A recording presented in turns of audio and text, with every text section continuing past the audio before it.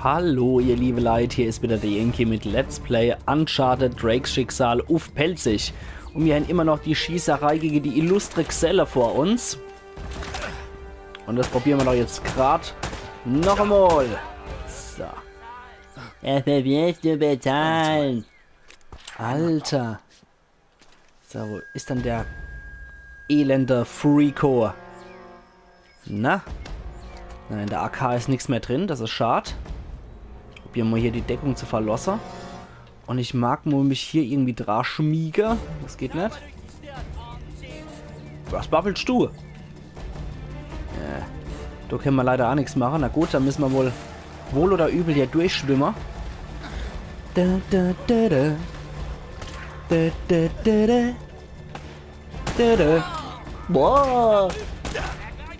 Ergreift ihn! Auf ihn, Freunde! Ach ja, du auch gleich. Uah. Na gut. Dann machen wir das vielleicht mal so.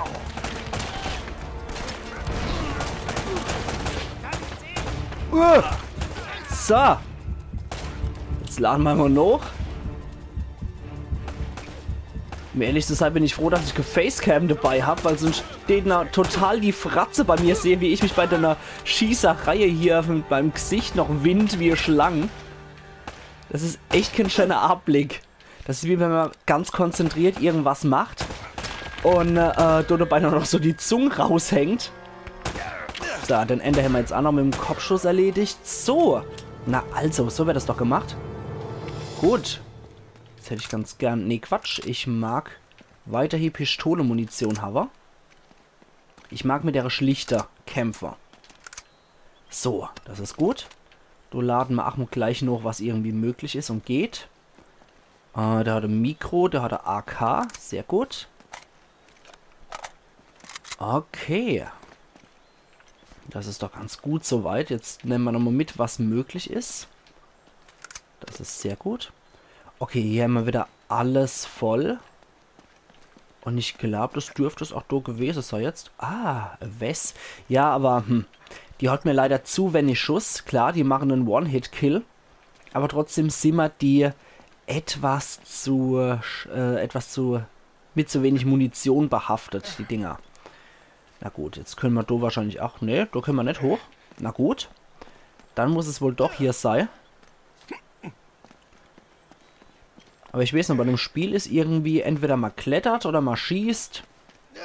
Oder man löst nur ein paar Mini-Rätsel. Also trotz allem für 2007 finde ich das ein sehr cooles Actionspiel. Das macht sehr viel Spaß. Es ist sehr dynamisch. Manchmal ist es halt etwas problematisch mit der Passage zu finden, wo klettert man oder wo kann man jetzt klettern. Manchmal ist die Kameraperspektive echt dämlich. Oh, das war jetzt auch echt dämlich. Und manchmal trübt es auch so ein bisschen der Spielspaß. Aber nein! Dummkopf! Dummkopf! Das war jetzt echt blöd. Ich habe jedes Mal im Hinterkopf, du kannst mit LNs rennen. Nee, nix ist mit LNs rennen. Mit LNs sind die Granate, du Blödmann, Yankee. Ja, aber nichtsdestotrotz, es hat definitiv seinen Charme, das Spiel. Es ist sehr actiongeladen. Und die Kletterpassagen sind ach so im Assassin's Creed-Style. Nein, Mensch! Aber... Ja, die Kletterpassage, sowas ist sowieso nie wirklich meins, muss ich gestehen. Bei Assassin's Creed finde ich das zwar auch sehr, sehr cool mit einer Kletterpassage. Trotzdem, ich bin eher der Auf-die-Gosch-Typ. Und nie derjenige, der heimlich agiert. Was man hier zum Glück nicht machen muss, das heimlich agieren.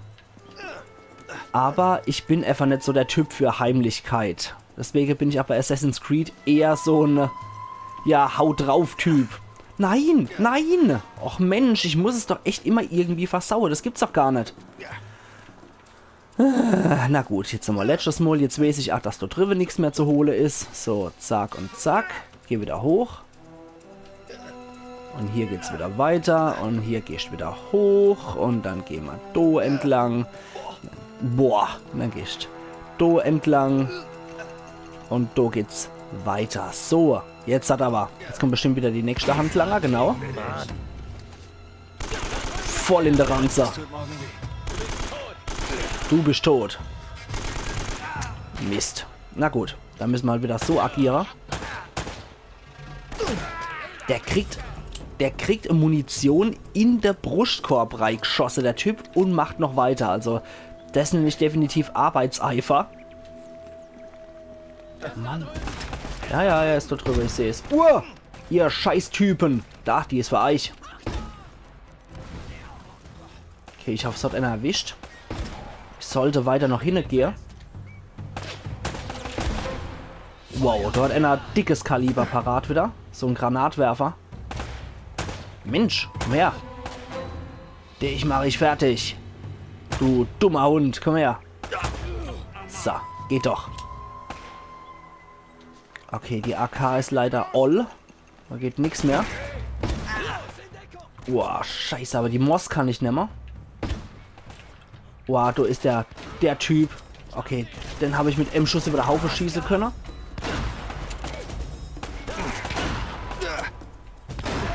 Okay, das geht sogar über Distanz, nicht verkehrt. Aber der scheint wohl genug in Sicherheit zu sein. Aber interessant, dass man die Moss auch wirklich über die Distanz noch so benutzen kann, um jemanden zu One-Hitter. Ist definitiv a nice to know. So, Granate haben wir jetzt erstmal keine mehr. So, den habe ich jetzt auch noch über den Haufen schießen können. So, den auch noch. Handy wieder in der Laufreihe. Da hinten turnt noch so ein Bandana-Man rum. Ja, Mistkerl. Okay, du musst ein bisschen näher dran. Da drüben.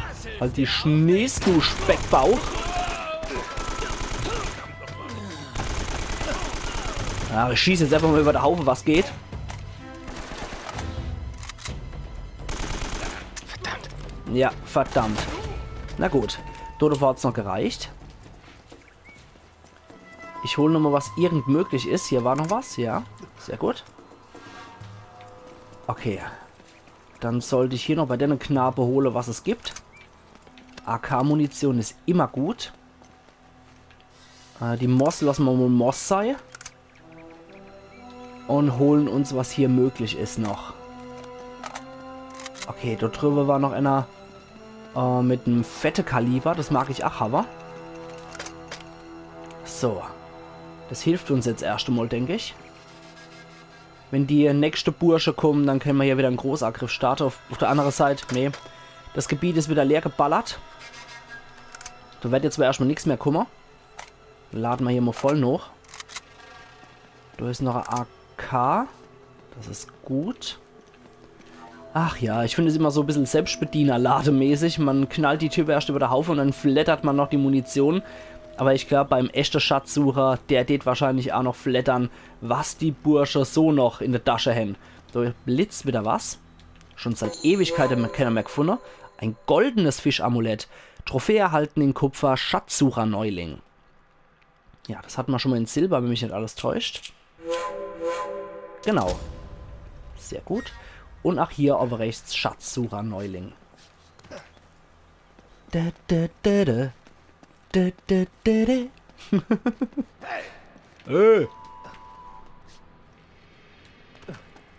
Okay, da ist mal nix. Hier blökt einfach nur irgendeiner rum. Wow, wow, wow, wow, wow, wow, wow. Mistkerl. Uff, Bandana Man. Moment. Wie nennst du mich? Angching? Ich geb dir Angching. Mistkerl. Ich weiß zwar nicht, was es bedeutet, aber es war Beleidigung. Ich weiß nicht, ist das vielleicht so Dialektwort für Arschloch oder sowas? Ich kann es nicht sagen. Na gut, na gut. Da gehen wir jetzt erstmal da lang. So, an der Kette können wir auch noch hochkraxeln. Dann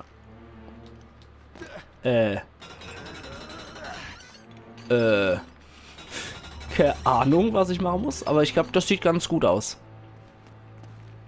Ich glaube, das sieht gut aus. So, dann hoch. Das dürfte ein bisschen einfacher sein als an einem Seil. Und dann können wir da hoch. Und zieh dein Kadaver hoch. Boah, Mann. Hua. Absturzgefahr ist ja immer noch sehr groß. Und ich bin extremst gespannt drauf, wie groß die Änderungen sein werden zwischen Uncharted 1 und Uncharted 2. Da bin ich wirklich sehr, sehr, sehr, sehr gespannt. Kann ich nur betonen, wie sehr ich da gespannt bin. Okay, nee, da geht nix. Na gut. Dann probieren wir das andersrum. Boah, genau.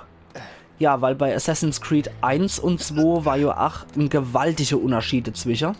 Man kann es gar nicht anders sagen. So, da muss man hier. Okay. Noch einer. Noch einer, genau. Und ich finde, da lagen Welten dazwischen, zwischen Assassin's Creed 1 und 2. Deswegen bin ich so extrem gespannt, wie die Unterschiede sein werden zwischen Uncharted 1 und 2. Wie gesagt, ich habe das damals wirklich seit Ewigkeiten erst noch gesehen. Und zwar damals als Let's Play. Das ist echt gefühlte Ewigkeit her. Und ich weiß auch schon gar nicht mehr, was bei Uncharted 2 der Fall war. Aber ich weiß noch, dass es mir gut gefallen hat. So, ich weiß gar nicht, ob das so richtig ist, was ich da gerade schaffe. So, jetzt kommen wir hier hoch. Genau, und jetzt können wir da an die Kette dran. So. Dürfte man da irgendwo hier springen, oder? Das war nicht gut, das war blöd. Ja, da muss ich manchmal auch sehr stark auf die Umgebung achten. Oder sollte man besser auf die Umgebung achten.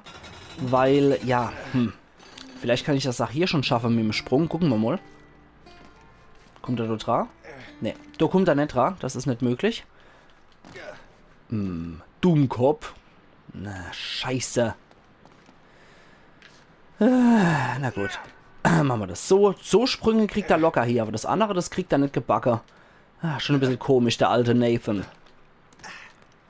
Ja, wie gesagt, ich weiß nur noch, dass mir Uncharted immer gut gefallen hat, als Let's Play zu gucken. Aber, och Mensch, Dappschädel.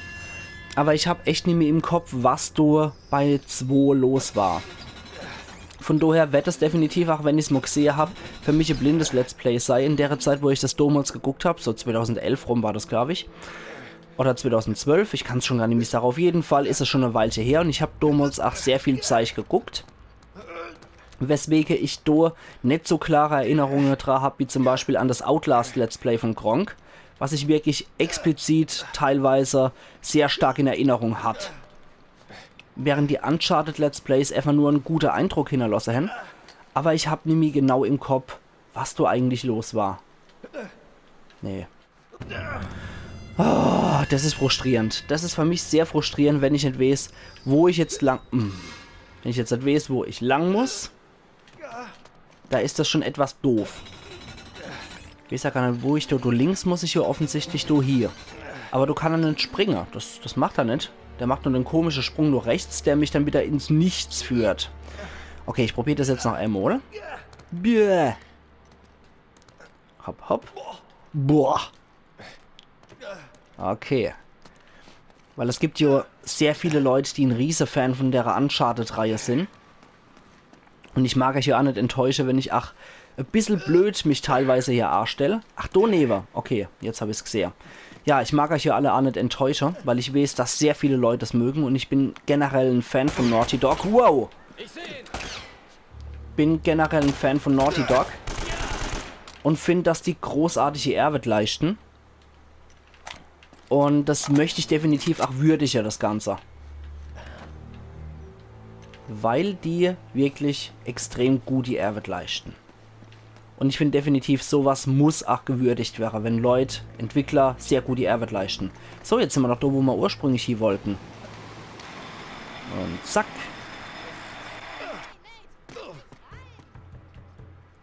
So, und ich jetzt sage, ihr liebe Leute, an der Stelle mache ich wieder einen Cut. Und wir sehen uns morgen zu Let's Play Uncharted Drakes Schicksal auf Pelzig. Also machen's gut und bis morgen.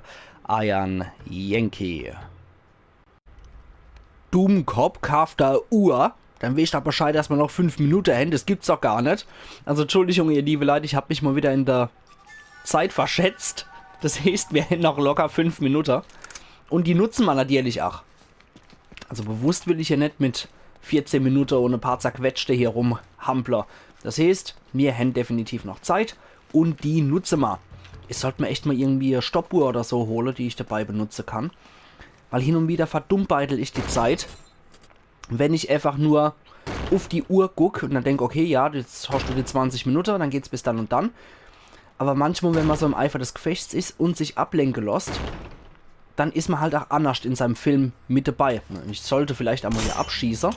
Das wäre vielleicht nicht schlecht. Ja. Geh mal weg! Immer weg. Quatsch. Na gut. Jetzt zum Hafen. Hoffentlich Sehr gut. ist das Boot noch da. 10. Das Zollhaus. Jetzt sind wir wieder vereint.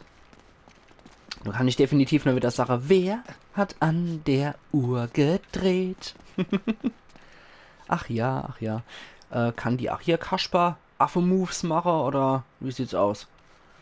Oder müssen wir sowieso da runter? Sieht mal aus, als müssten wir hier runter. Also die Kapitel sind auch immer sehr kurz kalte, muss ich sagen. Macht's auf der einen Seite einfacher. Auf der anderen Seite, ja, fühlt man sich ein bisschen veräppelt teilweise, wie ich finde. Bei so kurze Kapitel. Das müssen die Schiffsladungslisten sein. Sie sehen gut erhalten aus.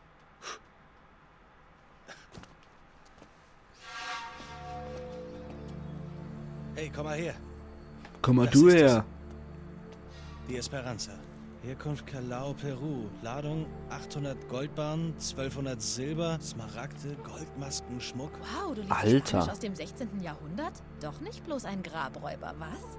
Da steht's. Goldstatue. Gewicht 20 Arrobas. Das sind mehr als 500 Pfund. Das muss sie sein.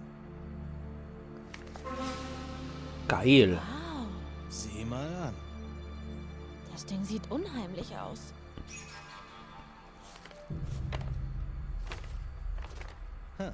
Danach kommt nichts mehr. Von jemand Bestimmten? Was? Oh. Ja, das kann man wohl sagen. Hm. Ich dachte eher, du hättest in jedem Hafen eine Braut. Schön wär's. Nein, der ist von... es ist Francis Drakes Ring. Ich habe ihn quasi geerbt. Sic Parvis Magna? Großes aus kleinen Ursprüngen. Das war sein Motto. Schau aufs Datum. 29. Januar 1596. Ein Tag nach seinem angeblichen Tod. Und was sind das für Zahlen? Koordinaten. Vor der Küste von Panama. Ach, so hast du also den Sarg entdeckt. Ja, genau. Was Drake uns hinterlassen hat, ist ein Hinweis auf den Ort der Grabstätte. Ein Hinweis an jemand, der klug genug ist. Netter Versuch. Aber wir gehen schnurstracks zum Boot. Tja, ich fürchte, mehr als das hier kriegen wir wohl nicht zu sehen von Sehr tolle Zeichnung. Der Archäologie muss man manchmal auch wirklich mit so Dinge arbeiten. Zum Beispiel, was das Schilderich-Grab angeht. Das ist in unserer Breite gerade recht wichtig. Das kommt aus Belgien. Da wurde es gefunden. Und das Schilderich-Grab wurde schon im 17. Jahrhundert entdeckt. Und dementsprechend sind die Aufzeichnungen halt auch sehr dürftig. Aber es gibt wunderschöne Kupferstiche aus der Zeit, womit man arbeiten kann. Und ich finde, das ist eine relativ ähnliche Situation. Wir haben hier bombastische Funde. Aber wir können halt nur mit der Aufzeichnung von früher arbeiten. Trotz allem für die damalige Zeit sehr schön dokumentiert. Das lobe ich mir. Und der Grabräuber baut jetzt auf der früh- oder proto-archäologische Arbeit auf. Natürlich. Wow. Der Speckmann wohnt in einem Speckhaus. So, jetzt bist du weg. Mistkerl. Mal Ladung Blei in der Wand gejagt. Und die Vögel sind ach sehr furchtlos, muss ich sagen. Aber ich muss mich nur nähern. Wo seid ihr? Ich hoffe, ihr seid nicht hier. Gut. Ach ja, mach das mal. Du bist wohl der Opfer, wie es aussieht. Komm her, El Knabo.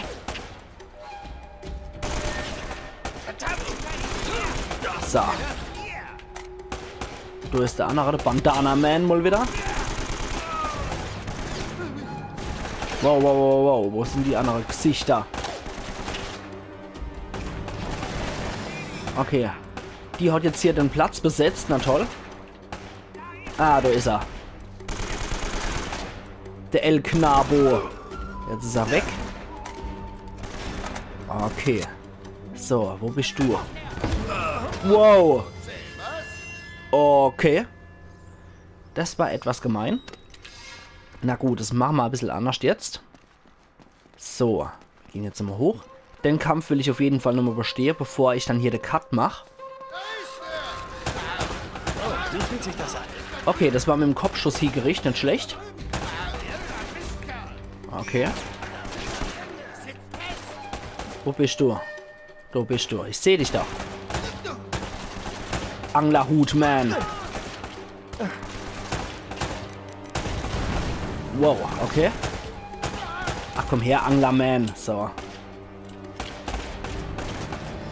Das wird so nix. Die Tante muss mal weg von der Position. Die hat sich ja die beste Position geschnappt als NSC. Das geht gar nicht. Ja, das hatte ich nicht vor, Gefangene zu machen. Ja, ich stehe. Auf ihn, Freunde. So, sie schießt auch in die Richtung. Wo sind noch welche? Okay. Und in der Anglerhut reingeschossen. Sehr gut. Da ist anscheinend noch jemand mit einem großen Kaliber. Und da ist Bandana Man. 50 Eliminierungen AK-47 und das habe ich auch als Trophäe in Kupfer gekriegt. So. Moment. Wo seid ihr Schweinehunde? So, die rote Anglerhut-Typen sind immer die gefährliche mit der großen Kaliber.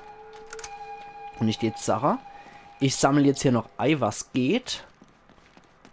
Und dann, nachdem ich alles Ei gesammelt habe, was geht, würde ich an der Stelle jetzt wirklich den Cut machen, ihr liebe Leute.